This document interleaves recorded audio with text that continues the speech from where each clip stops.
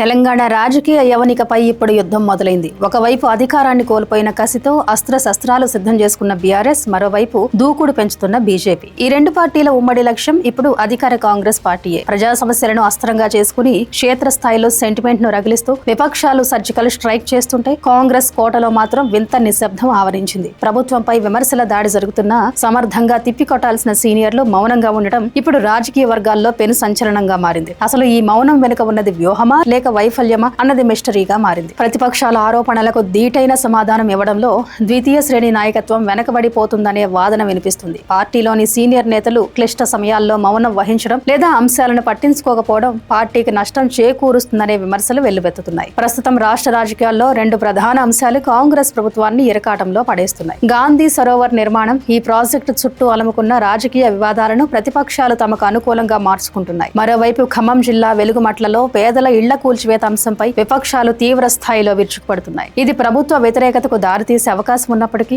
కాంగ్రెస్ నాయకత్వం దీనిపై సరైన వివరణ ఇవ్వడంలో విఫలమైందనే అభిప్రాయం వ్యక్తమవుతుంది. ఖమ్మం జిల్లా కేంద్రంలోని వెలుగుమట్లలో సుమారు 600 ఇళ్లను కూల్చివేయడం రాష్ట్ర వ్యాప్తంగా సంచలనం సృష్టించింది. భూదాన్ భూముల వివాదం, సర్వే నెంబర్లు 147, 148, 149లలో ఉన్నవి భూదాన్ భూములని, వీటిపై గతంలో హైకోర్టు స్టేటస్ కో విధించిందని బీఆర్ఎస్ నేతలు వాదిస్తున్నారు. భూదాన్ భూముల ఉద్దేశమే పేదలకు నివాసం కల్పించడం అయినప్పుడు వాటిని ఎలా కూల్చుతారని వారు ప్రశ్నిస్తున్నారు. మాజీ మంత్రులు కేటీఆర్, హరీష్ రావు స్వయంగా వెలుగుమట్లకు వెళ్లి బాధితులకు అండగా నిలిచారు. క్షేత్రస్థాయిలో ఆందోళనలు చేపట్టి ప్రభుత్వంపై తీవ్ర విమర్శలు గుప్పించారు. జిల్లాకు చెందిన కీలక మంత్రులు పొంగులేటి శ్రీనివాసరెడ్డి, తుమ్మల నాగేశ్వరరావు ఈ విషయంలో సరైన రీతిలో స్పందించలేదని ఆరోపణలు వస్తున్నాయి. మంత్రి పొంగులేటి బాధితులకు ప్రత్యామ్నాయ ఇళ్లు ఇస్తామని ప్రకటించినప్పటికీ క్షేత్రస్థాయిలో ఆ దిశగా అడుగులు పడకపోవడం ప్రభుత్వానికి తలనొప్పిగా మారింది. బాపు ఘాట్ సమీపంలో ప్రపంచంలోనే అతిపెద్ద మహాత్మాగాంధీ విగ్రహాన్ని ఏర్పాటు చేసి ఆ ప్రాంతాన్ని గాంధీ సరోవర్ గా అభివృద్ధి చేయాలని ప్రభుత్వం భావిస్తుంది. అయితే ఈ ప్రాజెక్ట్ అమలులో ఎదురవుతున్న సవాళ్లు రాజకీయ రంగు పులుముకున్నాయి. మూసీ నది పరివాహక ప్రాంతంలోని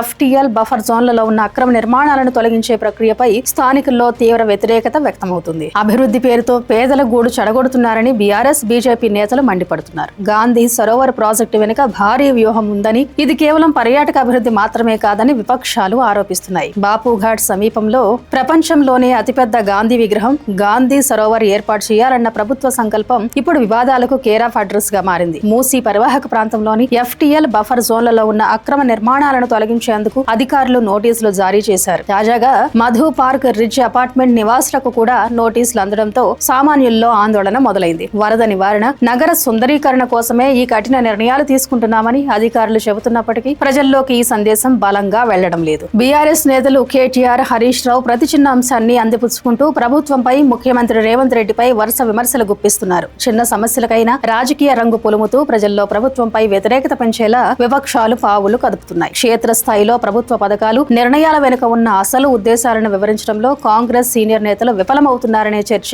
పార్టీ వర్గాల్లో సాగుతుంది. ప్రభుత్వ విధానాలపై నిరంతరం విమర్శలు చేస్తూ ప్రజల్లో ఒక రకమైన గందరగోళాన్ని సృష్టించడంలో విపక్షాలు సఫలమవుతున్నాయని రాజకీయ విశ్లేషకులు భావిస్తున్నారు. విపక్షాల విమర్శలను పట్టించుకోకుండా పని చేసుకుపోవాలనేది ప్రభుత్వ వ్యూహమా లేక సరైన సమాచారం లేక సీనియర్లు మౌనంగా ఉంటున్నారా అన్నది మిస్టరీగా మారింది. విపక్షాల ఆరోపణలు నిజమని ప్రజలు నమ్మే ప్రమాదం ఉందని, దీనివల్ల క్షేత్రస్థాయిలో పార్టీ కార్యకర్తలు ఇబ్బంది పడుతున్నారని సమాచారం. ప్రభుత్వంపై జరుగుతున్న దాడులను తిప్పికొట్టడంలో కొద్ది మంది నేతలు మాత్రమే ముందు వరుసలో కనిపిస్తున్నారు. ఎంపీ చామల కిరణ్ కుమార్ రెడ్డి, ఎమ్మెల్సీలు అద్దంకి దయాకర్, బల్మూరు వెంకట్ వంటి యువ నేతలు మాత్రమే మీడియా వేదికగా విపక్షాలకు కౌంటర్ ఇస్తున్నారు. వెలుగుమట్ల కూల్చివేతలు, గాంధీ సరోవర్ వంటి కీలక అంశాలపై సంబంధిత మంత్రులు, సీనియర్ నేతలు మౌనం వహించడం పార్టీ కేడర్ను విస్మయానికి గురిచేస్తుంది. రాజకీయాల్లో మౌనం ఎప్పుడూ సమాధానం కాదు. సమయానుకూలంగా ప్రత్యర్థుల ఎత్తుగడలు చిత్తు చేయకపోతే అది ప్రజల్లో వ్యతిరేకతకు దారితీసే అవకాశం ఉంది. విపక్షాలు ప్రతి చిన్న అంశాన్ని రాజకీయం చేస్తూ పర్సెప్షన్ పాలిటిక్స్ ఆడుతున్న వేళ కాంగ్రెస్ అధిష్టానం మేల్కోకపోతే భారీ మూల్యం చెల్లించుకోవాల్సి వస్తుంది. కాంగ్రెస్ మౌనం వెనుక ఏవైనా రహస్య వ్యూహాలు ఉన్నాయా లేక సమన్వయ లోపంతోనే ఈ పరిస్థితి తలెత్తిందా అన్నది కాలమే నిర్ణయించాలి. ఏది ఏమైనా తెలంగాణ రాజకీయాల్లో ఇప్పుడు బంతి కాంగ్రెస్ కోర్టులో